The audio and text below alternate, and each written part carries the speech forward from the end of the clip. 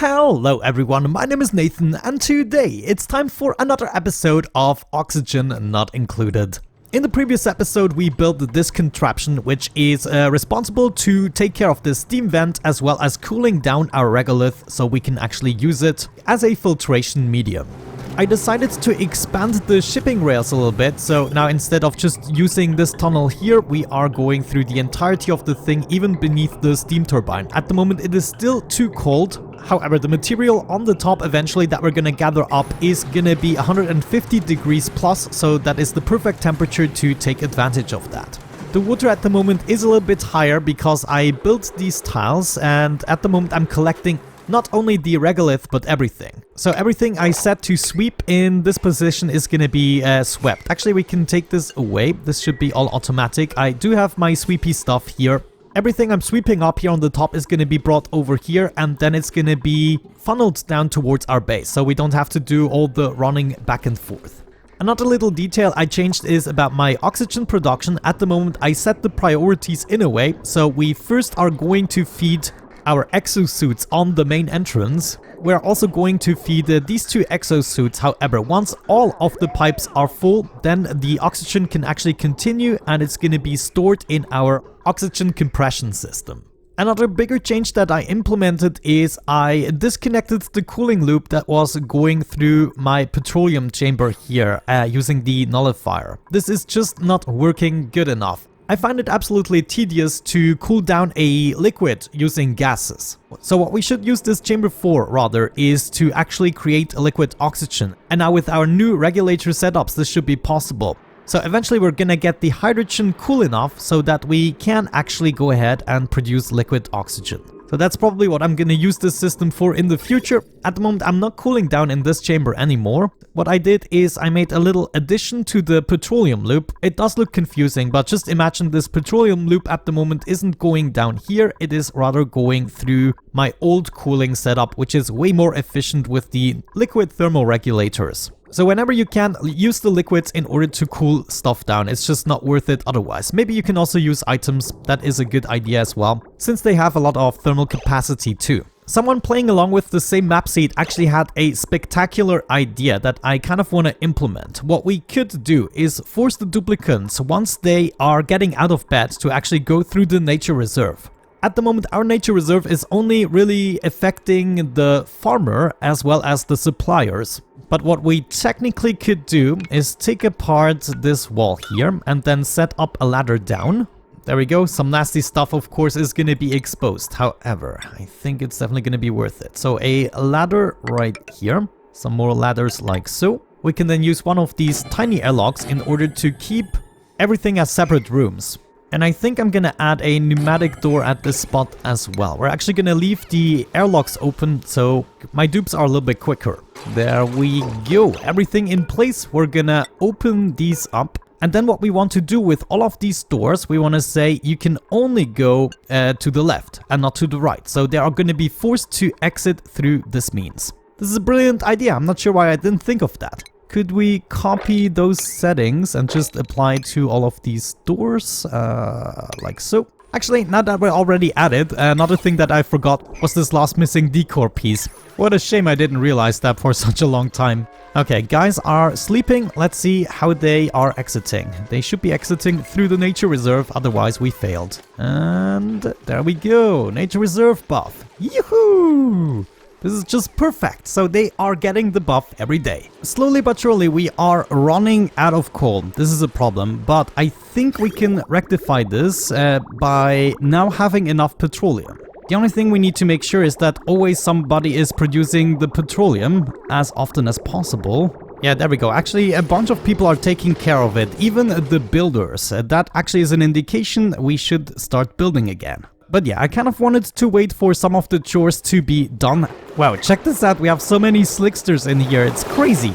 By the way, one thing I forgot to mention, the auto sweeper needs to be in contact with liquid or gases in order to be able to cool down. I had it here in the vacuum and so it was just heating up, eventually getting broken. So I made use of the liquid we already had here, put the auto sweeper all the way to the bottom, and now it is being properly cooled down. Ah, I see, that could be a problem. So my idea was to open and close this door periodically so we can get some regolith in the joint. But I think what we have to do is set up a bunker door, maybe like so, and then open that one up sporadically. Yeah, there we go. Okay, so that's falling down. And then once this is falling down, we can use a mining machine in order to mine everything up and then use an auto sweeper or other means to get them all the way down. I mean, for now we can use duplicant labor. Yeah, let's freaking do that. We're gonna set up a little platform here. Let's do it like so. That's 5 in size. I think that's a bunker door. No, bunker door is 4 in size. So that would go like so. Gonna set up a tile on either side. We're gonna deconstruct this on the other side. Okay, that should be fine. Dig this up. Gonna dig all of this up as well. Let's make sure we put a high priority on the bunker door. This should be done immediately. Ooh, okay, it happened. Oh my gosh, I hope there's gonna be no meteor shower until we're done. Just a little bit to go and we have our bunker door in place. So this requires power but also has an automation slot. Very convenient. For now, we're just gonna hook it up with automation wire made out of iron and then a switch made out of iron. I think this also has a melting point. Yeah, it can become pretty hot up here in space, so I don't want to risk anything. And I guess the power is gonna come from a conductive wire that we're gonna bring all the way down here. Oh, it happened. Block a meteor from hitting your base using bunker tiles. There we go. That's what I'm talking about. Oh, why is this opening? Wait. Whoa. Ah, it's because of the signal switch. We wanna turn this... Oh no, it's still opening. Wait, don't open. Okay, more stuff hitting our base. Let's actually go ahead and exchange these with bunker tiles. It seems as though we are gonna require that. So it looks like we still have a little bit too much liquid in here. The building is flooded, though I wonder, is it going to the second tile already? No, the liquid is only in the first tile, so I cannot move this up 1 block. What if we destroy 1 tile very briefly and then quickly rebuild it? This way we would just keep the thin water layer we require. Come on, somebody quickly build that tile. Yes, okay, I think, yeah, that was actually, wow, incredibly perfect. Look at the difference. Now that a day has passed, Meep is the one with the worst morale. So 24 is the worst morale that I have, which means I can set a whole bunch more skill points. That's a mistake a lot of people often do, just assign too many skill points and then they get stressed out if they have more skill points than morale needs. So Turner is definitely gonna take the super duper hard digging. That's what I want for you. Anyways, Harold the Cleaner is also constructing every now and then, so I guess he can go into construction, though I want to have a look at his priorities afterwards. Rancher seems to be helping out in the farming business every now and then, so you can take at least 1 more point in farming. My cook sometimes seems to be doing operational tasks, so I'm also gonna go into operating skills with her.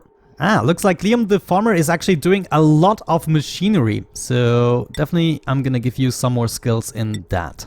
Ashcan is also helping out with digging and construction sometimes when he's got nothing better to do. Yeah, I guess that's pretty much it. The builders are gonna get some more tidying skill. Well, that actually improves the strength as well. And then Otto the researcher can also have that. And then, I mean, at some point we are gonna need astronauts. Maybe it is now time to invite new duplicants in order to take over an astronaut role. In the beginning, we probably only need 1 astronaut. Thinking about it, we might speed up the procedure by making a little training room for this new astronaut. What do you think about that? Definitely have to consider that. However, let's get back up to the top. I want to see this finished here. Sooner or later we'll have to exchange this water with oil, since it's probably going to boil, but we have now finished the cabling. This means occasionally I should be able to open up the bunker door, just like that. It does take an incredibly long amount of time. I think it's like 30 seconds in real time. But as soon as we have them opened, we should see the regolith falling down that has accumulated here on the top. And of course we can do this with multiple bunker doors, so eventually we might expand this design. Then at the bottom somewhere we're gonna have an auto miner that is then taking care of mining the stuff. We could take an auto sweeper in order to bring the stuff down. So instead of having a collection area right here, we can expand the rails all the way to the top and have the collection area there, have everything automatic. At the moment I'm just gonna do it manually, and then of course close the doors again. We might even do some mining here on the top and then set up our final height where we want to protect us from the meteor showers. Our steam vent, unfortunately, at the moment is dormant, so that's just how it's gonna go. Maybe we're actually gonna stop the flow of items so we don't waste our cooling potential. You know what? This might be a good idea. Just have a shut-off somewhere. On the other side, that is gonna counteract the idea of these items actually heating up the water over time. Another thing I'm interested in doing is actually expanding this transit tube. And what I would like to see is a way for me to get on this platform easily without having to worry about travel time too much. I'm actually gonna lead the tube downwards a little bit just in the beginning. We can reshape it afterwards, but this is gonna result in issues otherwise if we have to deal with all this regolith. Thinking about it, we might want to set up 2 bunker tiles here as well. This might not hold up. There's already the next meteor shower, and look at this. The heat is actually exceptional. That is really good. Looking forward to make use of that better. I'm already gonna prepare the next step with the bunker door. I want at least like 3 doors so we can do a bit more in terms of meteor harvesting. Like 1 bunker door is really pathetic. You need a little bit of power and we should all be set. Automation wire is also hooked up. I think we're at the point where we can at least invite 1 more duplicant. At the moment I need to be a little bit careful because my cooling system isn't efficient enough, so at the moment we are not filling up the exosuits quick enough. Once we have taken care of that problem, I'm gonna invite an additional duplicant. The first one is gonna be an astronaut and the second one is gonna be a rancher. New duplicants are gonna be very weak in terms of athletics, they're gonna be bad at everything, and it's just gonna be an incredible nuisance to carry them. I'm not exactly sure who came up with this, but there is a method to train up the duplicants. So what I'm gonna do is set up 2 of these manual generators. We also want some ceiling lights. And finally, we want to hook up these generators to the lights. If you want, you could also feed it to your main grid, but I'm too lazy to do that. And since this is only temporary meant to train up the duplicants, this should be an okay solution. What we want to make sure though is that by default nobody can go through this door. I'm also gonna give nobody access through the door except of the new duplicants. Though I'm gonna give Otto access a little bit so he can build the training facility. You know, the oxygen isn't too hardcore. I think 40 degrees is okay for the time being. What I want to do is I want to go ahead and make a connection here. However, we're only going to let oxygen flow into the system if this is not already full. So just as a temporary solution, I'm going to do that. And then once we remodel the system to cool down the oxygen more precisely, we can get rid of this connection again.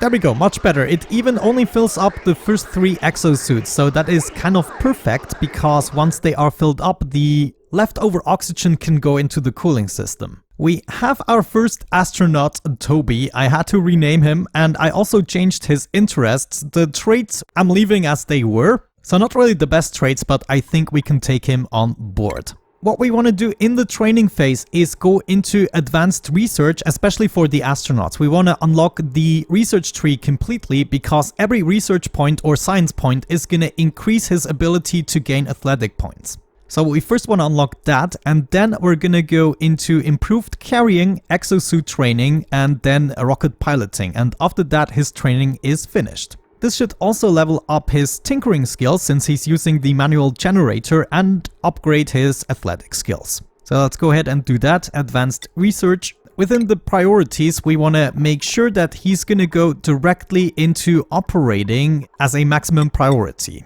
We also want to make sure that this machine is very important, so priority 9, battery threshold 100%.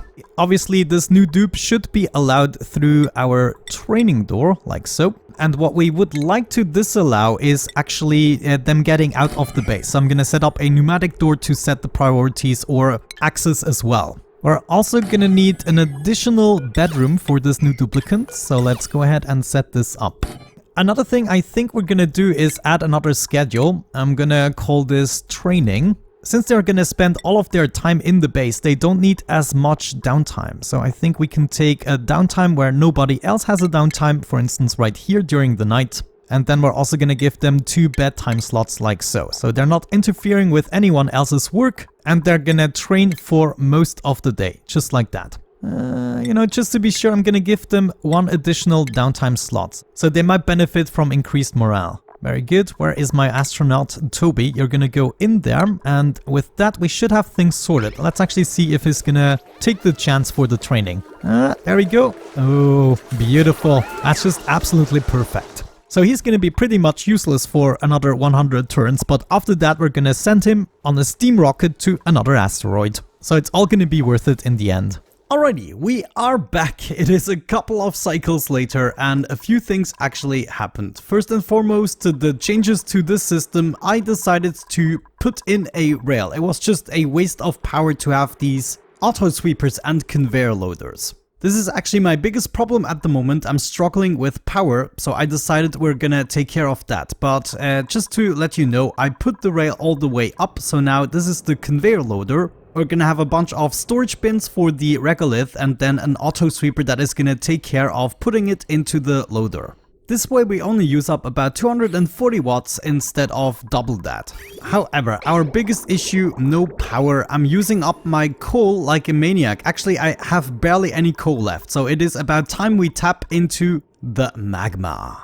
Down here, as you can see, I've also made a couple of changes. Instead of the staircase pattern, I decided to just go with a simple drop and deliver the oil this way. This is gonna give us a little more space and flexibility, and I also added a room right here. This actually took me forever to do, especially because I had to be extremely careful with the magma. So this entire room here is a vacuum. I did that by just adding a liquid lock and then I dug myself into the terrain. So all of this was actually already terrain. And the upper room I just tiled out and then removed all the tiles again, so we had a vacuum. And then I started to make this shape and leave the space for a door. This narrow chamber is going to be the steam room, and on top of it I would like to have 3 steam turbines, hopefully going for it all the time. I just need the freaking power. So that's exactly what we're gonna try right now. We're gonna build a mechanized airlock out of steel, and this is actually holding out a temperature of 2500, including the steel wires there.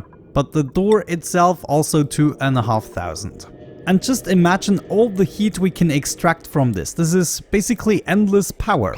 We're then also going to set up an array of tiles right here. Actually, I could do that at the bottom. That might even be the better idea. Let's just leave it like so. I already placed the steel wires, I don't want to waste them. Though I just see, I made these wires here out of lead. At least all of these need to be steel. There we go, and we should be seeing that heating up extremely quickly. Yes, it's just beautiful. The rest right here we're probably gonna fill up with tungsten tiles. I wanna once again compare them to steel. We have a heat capacity of 0.1. So that is really bad, but a thermal conductivity of 60, and the steel has 0.4 and a thermal conductivity of 54. So yeah, the steel is still better. I think I'm gonna take that. So 1, 2, 3 steel tiles. Please build it in a way so you don't get lost. Ooh. We have lead. Oh, that's not good. Somebody please open up this door. Please, I don't want this to vaporize. This would be... oh no, this would be horrible. I just opened the door. Just open the door. No, you made it worse. I knew they would. Oh gosh, I just hate these guys. Okay, we're safe. Now let's build this again. Please nobody get trapped. Yeah, this is actually working. This is how we're gonna bring the heat up from the magma into the steam room. We even have to set up some automation wire, so... let's just go ahead and hook this up to a switch for the time being. Great, so that part is out of the way. Let's get to the steam turbine. This can be built out of any material, as we've learned. And I would like to have my first turbine here, the second one there, and the third one right there. So I'm still currently expanding this room, but now we can get rid of this. And therefore build the third steam turbine. In terms of plumbing, the first thing we want to do is simply bring back the water from the steam turbine into the room. Let's actually do this a little more elegantly, and we're just gonna use one slot right here. Actually, the room is gonna stop here, so we would have to do it at this point. So all the water is gonna collect right here. We also want a thermo aqua tuner, I think made out of steel. Yeah, that would have to be steel. Gonna have that right here. Looking at this, I kind of want to switch their position, so the aqua tuner is gonna be the first thing, and then the liquid vent. Next up, I probably want a way to measure when we are at the right temperature, so I'm gonna do that right above this tile. And building this out of lead gives me a temperature of 227, so it should be enough building this out of lead. It should also be okay building the wire right here out of lead. Let's now maybe do the aqua tuner loop. So we want to go into the aqua tuner, cooling down some water. We are gonna continue upwards into the steam turbine room, and then we want to cool it down a little bit. I think one radiant pipe here and then another one here should suffice, and then we are simply gonna loop back. Not very convenient right now. Of course, what we could do is make the loop the other way. So we are coming up here and then we are looping this way all the way around, and then we can come back down. Okay, now I'm gonna have a problem. Except we just come up here. Man, it's gonna be a lot of bridges. We're gonna cross this bridge when we get there. So sensor right here, going in, coming out, or ignoring the machine, then going here and over, doing the loop, coming back down. That's gonna be our strategy with a thermosensor right there. And of course the usual automation wire. Beautiful. That hopefully should take care of the cooling for the steam turbines. I'm already gonna grab the hydrogen from upstairs, so we have to build a pipe all the way down. Better get started on that, I would say. You know what? I think I'm gonna build the automation and thermosensor out of steel as well, just to be on the safe side. And as you saw, I'm also gonna put them one more block up. The block directly next to the metal tile is probably gonna be too influenced by temperature fluctuations. To begin with, I'm gonna set the thermosensor to 150. I'm not sure how much the delay is gonna be, but as soon as we shut this off, there's still gonna be more heat transferred. So 150, and then we're gonna go up from there. Actually, if the temperature is above 150, we wanna send a green signal so the door opens and no more heat is gonna be transferred. Okay, I think it's time we get our water loop going. I'm also gonna require a little bit of power. So yeah, we're just gonna drag this over and power the aqua tuner. We also wanna bring over the water and bridge it into our loop so we can fill this one up. Just like that. Water freezes at minus 0.6 degrees in this game. Aqua tuner cools down 14 degrees, so let's go with 15 degrees as a safe margin. If the water temperature is above 15 degrees, then we want to run it through the aqua tuner and send a green signal. Otherwise, we're gonna bypass it. And I just see I cannot have the sensor here. Man. You know what? I think I'm gonna move the aqua tuner setup to the other side. I need the thermo sensor to be right in front of the aqua tuner. It should be this very last pipe that is leading into the input slot. So let me just do that rearrangement and I'm gonna be right back. Also, what we don't want to forget is a temp shift plate behind each steam turbine. That always helps. Okay, I think we're ready to load up our cooling loop. I want to make sure that we are not actually cooling at the moment. What type of water do we get? 77 degrees. So if it is below 15, okay, so that should give out a red signal and therefore not activate the aqua tuner. At the moment in the vacuum we don't have any means to cool it down. So there we go. Yeah, this is just pipe passing the aqua tuner. This is exactly what I wanted to see. The loop is already full. That means we can go ahead and cut this off, deconstruct the liquid pipe and everything else. This should hopefully flow away eventually. Well, actually thinking about it, we could utilize that in order to drop the liquid into the room initially. I mean, we have to do that at some point, right? There we go. Time to close off the room and then we are gonna fill it up with hydrogen. I've already got the pockets ready. Finally. Hopefully this is gonna solve my power issues for a very long time. Said and done, let's hook this up. Beautiful hydrogen. That's what I like to see. Right, now, do we need anything else in this room? Let me quickly think about that. Could I let just a tiny bit of water drop here? Actually, I want to deconstruct this ladder. And then we also need to enable the power transformer that is supplying the door. We need to check the temperature, bring back the liquid, cool down the steam turbines, and we need to bring water here. I'm gonna do this manually for the time being. I think once we found the balance, it's gonna be all okay. So let's set up another vent right there. That should be good, but I want to get myself prepared not to throw in too much liquid in the beginning. Okay, this next step needs to go really quickly. Once we enable this power transformer, we want to set up a wall and then release a tiny bit of water. So this is going to be cooled down again. And then I guess we can get it started. In this case, I'm now gonna complete the room right here. Maybe I wanna pick this up first. We're then gonna access the room from the bottom. I'm probably gonna put the liquid lock a little bit down. And there we go. Steam. Ooh.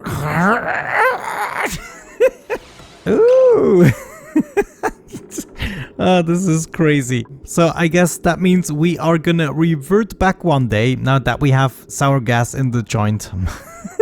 Guys, I don't really want to admit it, but I neglected the power issues too much. Now people are making messes because we don't even have enough power to pump water into our toilets. We are screwed.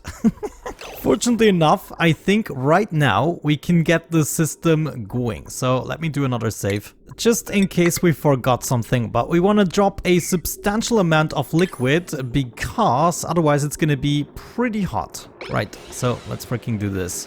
Yeah, we have immediate steam and another dupe made a mess. Okay.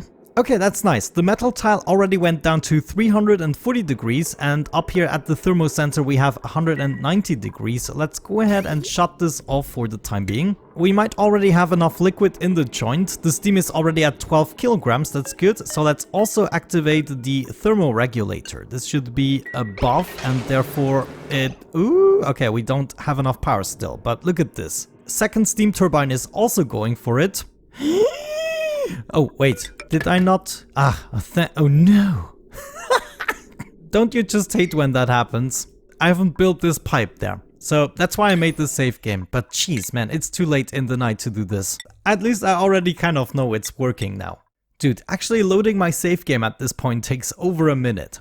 Crazy stuff.